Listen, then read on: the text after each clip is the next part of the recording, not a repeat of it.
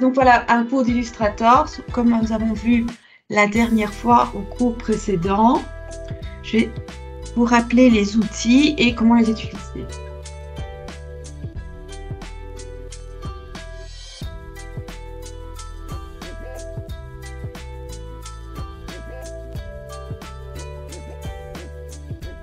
Donc, pour rappel, étant donné que nous sommes des techniciens modélistes, notre but à nous, c'est que du dessin du styliste, on ait un dessin technique réalisable en vrai.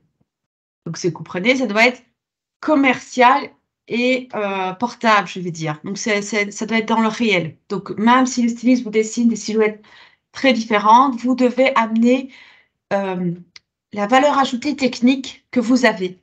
Vous devez rajouter quelque chose et le dessin doit être proportionnel et entier. Donc, par exemple, je vais vous remonter ici un exemple simple. J'ai ici un dessin d'une silhouette stylistique. Donc, vous voyez, crayon, marqueur et aquarelle. Donc, tout ça, c'est les silhouettes sont très longitures. On voit les textures et les matières.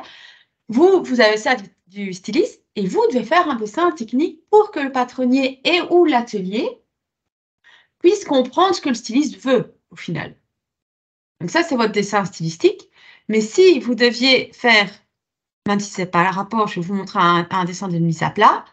Donc le dessin de la mise à plat, c'est-à-dire ce que ça veut dire, c'est le vêtement sans corps. Donc il ne doit pas avoir de corps dessus, en noir et blanc avec le plus de détails possible. Je vous en montre une ici. Donc, vous voyez bien, on comprend bien qu'il y a des pinces ici, des plis, une fermeture sous les côtés, des grandes poches, des fronces. On ne demande pas un truc fini et réel, ce n'est pas le patronage, mais ça s'y rapproche. À partir de ça, le patronnier peut vous dire, ah ok, il y a une ouverture ici, là elle veut une patte de boutonnage, là elle veut une grande poche, là elle veut une pince, là elle veut une grande ouverture, là elle veut un col avec surpiqûre. Et là aussi surpiqûre. Donc c'est ça que je veux. C'est ça qui est attendu de vous, que vous fassiez un dessin à plat devant, pour l'exercice. Vous ferez le dos plus tard. Donc je vais vous montrer du coup comment on utilise. Donc, vous ouvrez Illustrator. Vous avez distribué un template Illustrator. Vous pouvez bien sûr prendre un autre. Donc, vous ouvrez Illustrator ici. L'Illustrator que je vous remonte est en anglais. Donc, comme je vous avais dit, c'est la difficulté technique que j'ai de mon côté. Mais sachez bien que c'est exactement le même.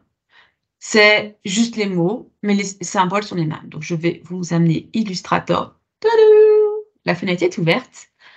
Alors, pour vous montrer, je vous rappelle que pour avoir une bonne fenêtre de visualisation, vous allez donc ici, Windows, vous allez ici à droite, et vous allez donc, vous allez dans la barre, vous allez dans la barre ici où il y a Windows, Help et autres. Ici, là, c'est pour les fenêtres, comment vous les mettre.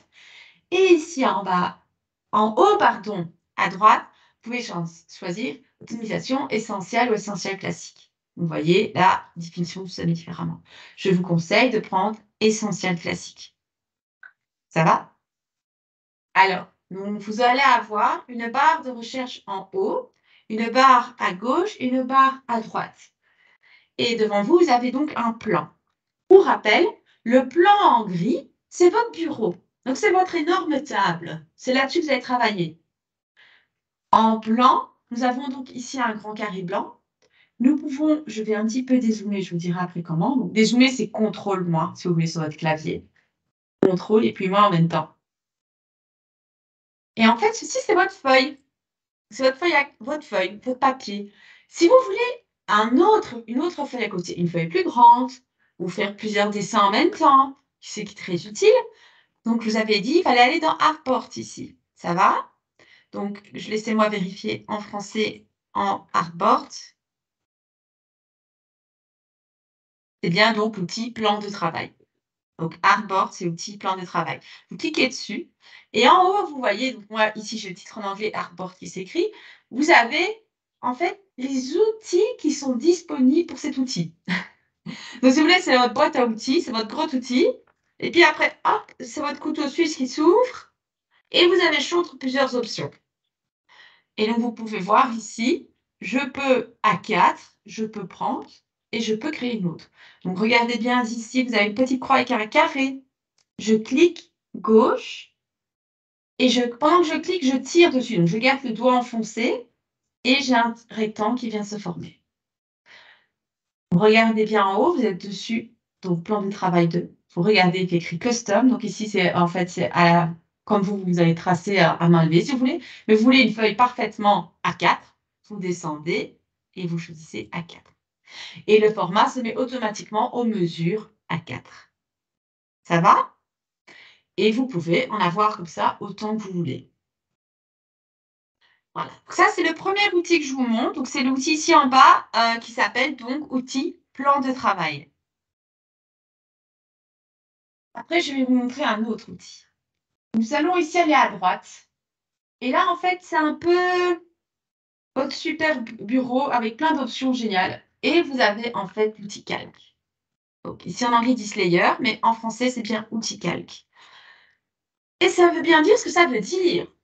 Donc, le calque, en fait, c'est différentes couches que vous pouvez mettre devant, au-dessus, en dessous, un peu comme une table lumineuse et des feuilles transparentes. Et donc, le calque du dessus et le calque qui est bien au-dessus, et en dessous, vous avez le calque du dessous qui sera dans le bas, donc tout au fond.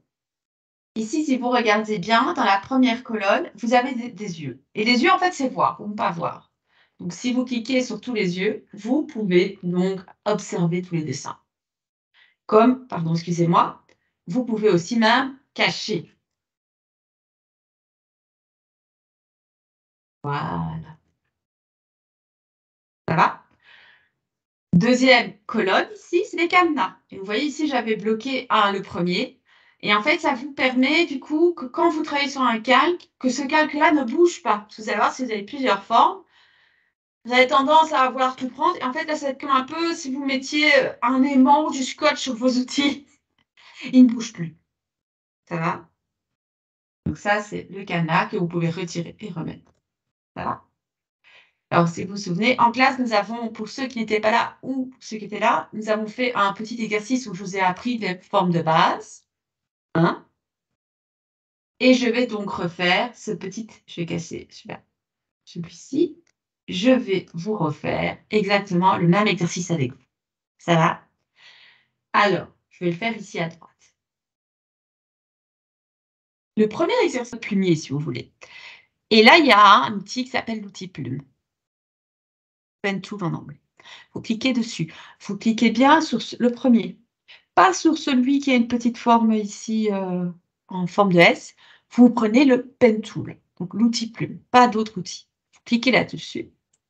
Vous allez voir que si vous cliquez et que vous laissez enfoncer votre doigt sur la touche gauche de votre souris, vous avez aussi plusieurs outils qui se proposent. Mais pour l'instant, vous restez à pen tool, c'est tout, il n'y a rien d'autre. Vous cliquez dessus et on va créer donc l'espèce de courbe qu'il y a ici en premier. Je vais commencer plutôt par ça. Vous voyez, vous allez cliquer. Cliquez là. Vous lâchez. Vous décidez le deuxième point. Voilà. Vous cliquez plus loin. Hop.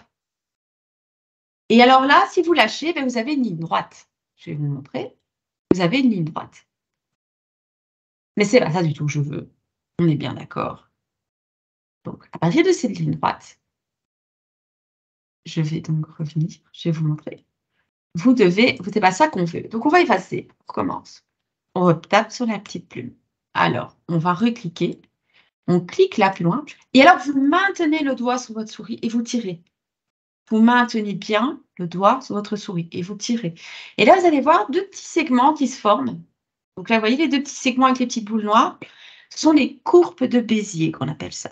Et c'est un peu comme une espèce d'énorme équerre qui vous permet de tirer sur un fil. Et donc, qui vous permet de faire une forme. Vous voyez? Je tire. Donc, imaginez que vous ne pouvez pas voir, mais avec ma souris, je suis en train de tirer sur mon bureau légèrement. Et j'ai toujours le doigt enfoncé sur la souris. Sur le clic gauche. Voilà, vous faites et vous lâchez. Tac. Quand vous avez lâché, vous pourriez continuer. Donc, vous pouvez faire exactement la même chose. Regardez, la ligne va se faire parce qu'en fait, la courbe de Bézier, c'est votre point là. Et vous faites et clac, vous l'avez. Et là, vous dites, mais je veux arrêter, madame. Je veux lâcher le point. Pour lâcher le point, nous venons donc à notre deuxième outil. L'outil que j'aurais dû vous montrer dès le début, mais je vais vous montrer pourquoi on ne l'a pas fait directement. C'est les outils flèches. Nous avons l'outil flèche noire et flèche blanche. L'outil flèche blanche, vous cliquez dessus, clic, vous allez voir, ça a lâché. Vous voyez, ça a lâché. C'est ce qui vous permet à chaque fois de revenir en arrière et de faire comme un pas en arrière pour mieux voir, pour juste comme si vous lâchez un peu. C'est un peu votre main et vous lâchez le morceau, vous voyez. Vous lâchez l'outil.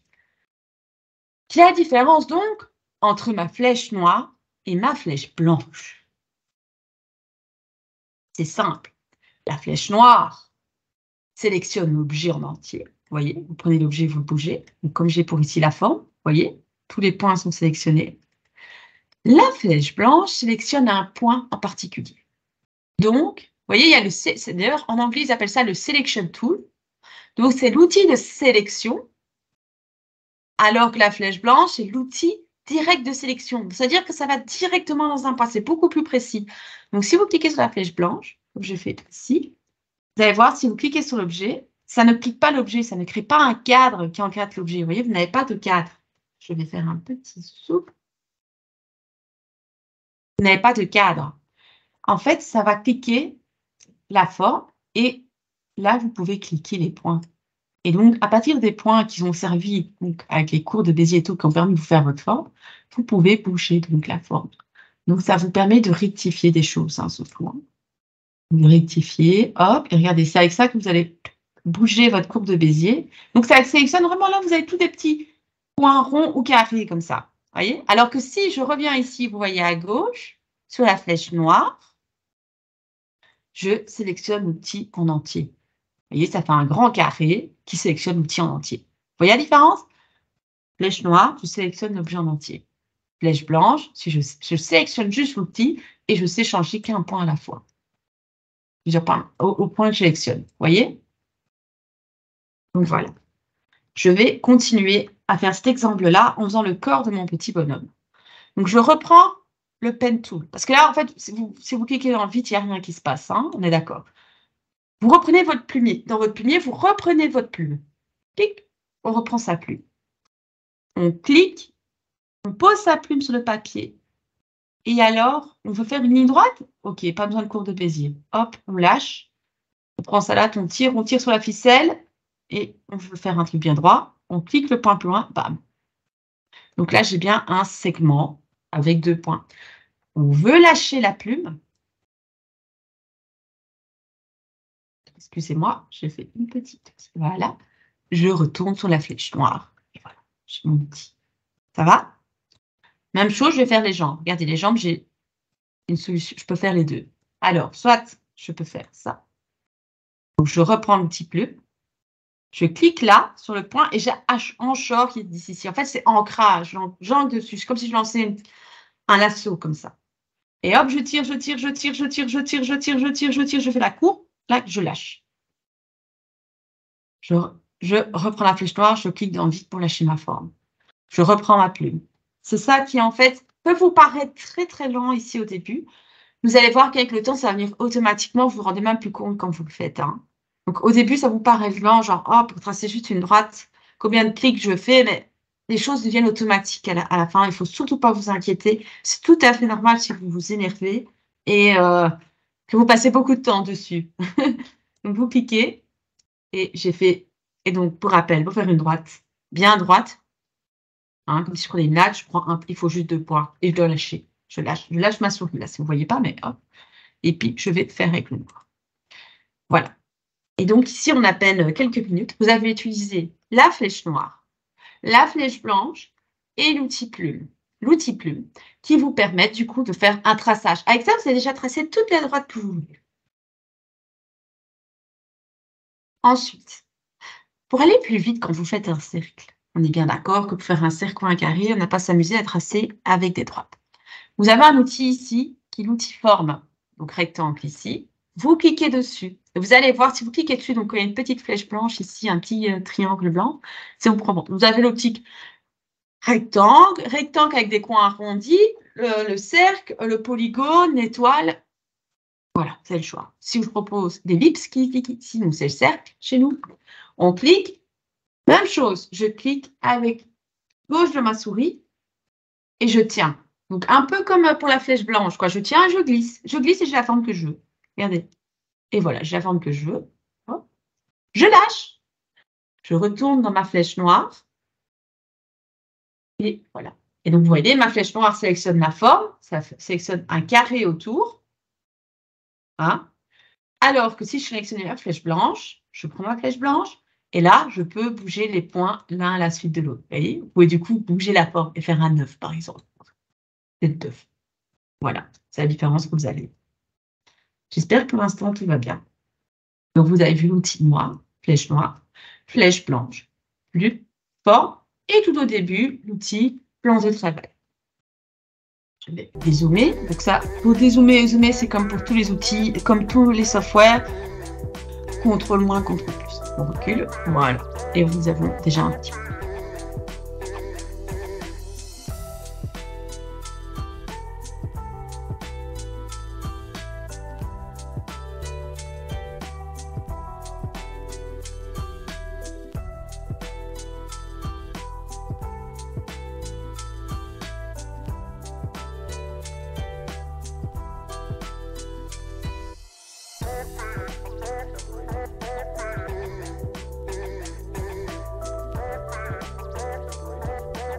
Je vais faire aussi un petit exercice, mais vous pouvez, ici c'est le template que j'ai, mais vous pouvez prendre la silhouette de l'école, que je n'ai malheureusement pas avec moi. Et si vous voulez, vous prenez la silhouette de l'école ou n'importe quelle silhouette venant d'Internet. Et donc tracer une robe autour. Ça va? Alors, comment on fait? On prend donc notre outil plume et on commence en prenant un calque au-dessus. Vous allez donc bloquer votre calque avec votre bus et vous créez un nouveau calque. Pour créer un nouveau calque, nous allons donc ici dans l'outil calque qui est à droite, donc en anglais layers, hein, qui est couche, et non, ici c'est calque. Et vous allez cliquer sur le petit plus qui veut dire créer un nouveau layer. Donc, créer un nouveau calque. Vous avez votre nouveau calque, vous voyez? Si je vais dans le rouge, si je commence à tracer, vous voyez, toutes mes indications deviennent rouges. Donc ça montre que je suis dans le calque rouge.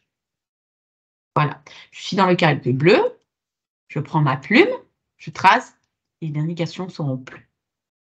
Ça vous permet juste de ne pas être perdu quand vous avez beaucoup trop de calques, vous avez beaucoup de couches, vous avez un vêtement. Vous pouvez faire ça. Donc, vous pouvez appeler chacun sous-vêtements, chemise, pantalon, robe, veste, que sais-je. Ça va? Pour vous montrer ceci. Donc ici, je vais effacer. Je vais retourner donc en mon layer carte et je vais appeler ça robe devant. Il suffit de vous donner un nom. Il suffit donc de cliquer dans la barre ici à droite et vous pouvez cliquer dedans et vous allez changer le nom du calque pour ne pas vous perdre. Une petite seconde parce que voilà, robe devant. Voilà, par exemple. Vous voyez? Alors, je vais me rapprocher et moi, je vais faire juste une demi-robe. C'est juste un exercice pour lequel je vous montre sans plus de détails. Hein. C'est à vous de faire votre robe. Hein. C'est votre robe, c'est pas moi. Donc, je fais une encolure. Voilà. Donc, ah oui, j'ai oublié de vous remontrer. Prenez bien l'outil plume. Voilà. Et donc, j'ai bien une robe là. Et je continue. Hein. Je clique. Et alors, pour bien faire le zoom, si vous cliquez dans le point, vous suivez bien la forme, vous voyez. Et je fais une épaule. Hop. Et donc, contrôle, tout pour les zooms et dézoomer, contrôle moins, contrôle plus. Hein. Ça va vous aider, vous.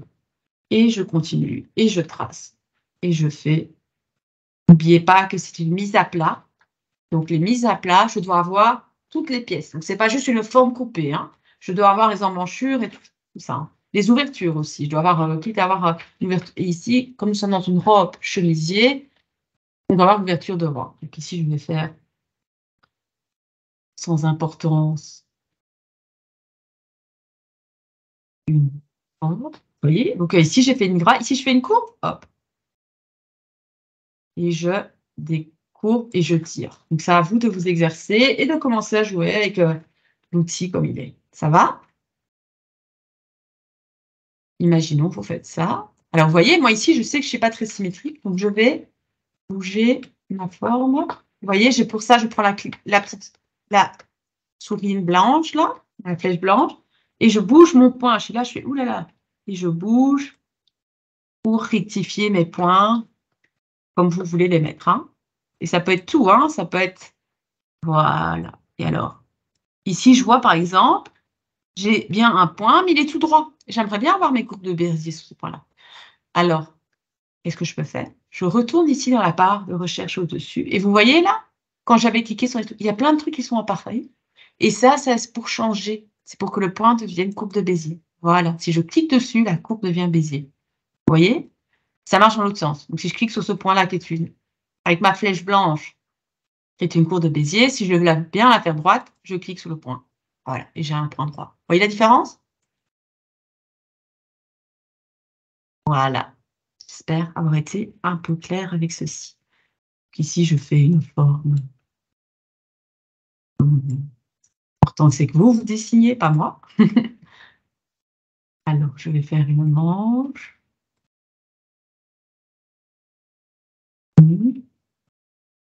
Voilà. Alors, petit intermède quand je vois ceci. Vous voyez la manche? J'ai oublié de vous expliquer un petit truc que certains avaient. Ici, en bas à gauche, vérifiez bien que votre carré est barré et que votre forme est en noir. Pourquoi je dis ça? Parce que j'ai remarqué qu'en classe, certains n'avaient pas l'outil bien aménagé dès le départ. Et si c'est barré, ça veut dire qu'il n'y a rien, c'est transparent. Si c'est coloré, ça veut dire que ça trace. À votre avis, que fait donc le carré, où c'est juste un cadre, et là le blanc? En fait, ça c'est rempli. Donc c'est très bien expliqué en anglais, c'est fill, donc remplissage, et en stroke pour trait. Et donc ça, si vous le mettez, par exemple, vous le remplissez, et ici j'ai une barre de couleur à droite qui s'ouvre, donc c'est mon bureau, super bureau, vous voyez, ça va tout colorer. Donc je sélectionne la forme avec l'outil noir. Donc j'ai ici à droite ou ici en haut, donc dans la barre d'outils qui se propose. Et vous voyez, la même chose, c'est là. Hein. Donc vous avez en bas à gauche, ici en haut, ou vous avez même à droite. Vous avez 3 fois la même chose. Faites comme vous le sentez. Hop, et vous voyez, ça c'est coloré direct. Ça veut dire que c'est rempli. Et le côté, par exemple, je pourrais le mettre en jaune. Vous voyez? Ça s'est mis en jaune. Vous voyez? Comme c'est dans des dessins noir et blanc, on est bien d'accord que ceci doit être soit transparent, soit blanc. Ça pourrait être blanc aussi. Hein. Hop. Et ceci est en noir. On est d'accord. Ça va? Je n'oublie pas de faire, par exemple, une boutonnière. Alors, pour la boutonnière, voilà pourquoi vous avez appris l'outil forme aujourd'hui. Parce que vous n'allez pas vous amuser à faire des petits ronds. Je clique et je laisse aller. Vous voyez? J'ai une forme qui s'est tracée ici. Petit truc. Vous pouvez faire CTRL-C et CTRL-V, comme partout. Vous voyez? Ça fait copier-coller. Hop. Et ou alors, le troisième truc, donc soit vous prenez, vous amusez à tracer les formes une par une avec l'outil forme, soit vous faites CTRL-C, CTRL-V après sélection avec la flèche noire, et donc vous avez plusieurs fois, ou encore avec la flèche noire, vous sélectionnez, et alors sur votre clavier, vous avez Alt, A-L-T, et vous cliquez sur Alt. Je n'ai pas dû faire copier-coller, c'est juste une note. Voilà, et vous placez. Hein. Ça donne beaucoup de choses en même temps. N'hésitez pas à stopper la vidéo et à noter que... Je vais revenir à mon outil calque. Mon outil calque, je retourne ici et je ne veux plus voir ce bus. C'est bon, c'est fini. J'ai eu pour tracer. Je clique sur la carré noire ici, puisque je l'avais bloqué. Hein. Ça va? Au bout de l'œil droit. Et vous voyez, il a disparu. Et ça, c'est ça que je veux que vous me rendiez. Je veux aussi encore le dire. N'hésitez pas à remettre en arrière la vidéo. Nous avons besoin des surpiqûres. Pour cela, je continue avec mon outil plume. Je prends mon outil plume, je trace une ligne ici, on imagine. Donc, c'est exactement le même que pour tracer une ligne. Outil noir. Vous avez, du coup, votre ligne noire et vous voulez faire une surpiqûre. Donc, on est d'accord que ça doit bien être des tirés. Vous avez votre barre ici d'outils, là. On avait bien vu remplissage de couleurs, la couleur du trait. Et il y a un truc qui s'appelle tirer, stroke. petit trait, vous cliquez là-dessus et vous avez ici, en anglais c'est dashboard line, donc tiret, vous cliquez dessus, vous pouvez mettre un V pour sélectionner cet outil et vous voyez qu'il y a des points et vous mettez par exemple n'importe quel point et voilà, votre trait s'est transformé en dashboard line. Et c'est comme ça pour plein de choses. Dernier petit outil facile, miroir. Donc, vous faites une symétrie. Vous prenez pour ça, qu'est-ce que j'ai dit pour sélectionner les objets? L'outil plume noir. Vous sélectionnez tout, vous faites un grand carré, vous sélectionnez tout, vous faites clic droit sur votre souris, vous allez dans transformation et vous allez dans miroir, en anglais reflect. Cliquez dessus et là, bon, vous allez voir, ouais, vous allez voir preview et vous pouvez voir en fait un effet tout à fait symétrique. Vous cliquez sur copie et vous allez le forme et vous la bougez donc et vous la superposez. Prenez votre flèche blanche et vous corrigez donc par exemple. Hein. Voilà. Faites des zooms et n'oubliez pas de bien vous repositionner les choses. Hein. Ici, je n'ai pas fait quelque chose, juste un exercice. Donc, vous remettez les formes pour bien que ce soit réaliste, qu'il y ait une platitude et tout. Hein. N'oubliez pas que vous devez mettre un col, une ouverture devant, des surpiqûres. Pour enregistrer, vous allez dans Fichier et vous faites enregistrer avec votre nom. N'oubliez pas de mettre qu'est-ce que c'est plus le nom. Donc, robe devant, robe de haut et votre nom. Ça va? J'espère que ça vous a aidé. Si vous avez d'autres questions, n'hésitez pas à mettre un petit commentaire en dessous de la vidéo. Vous posez vos questions.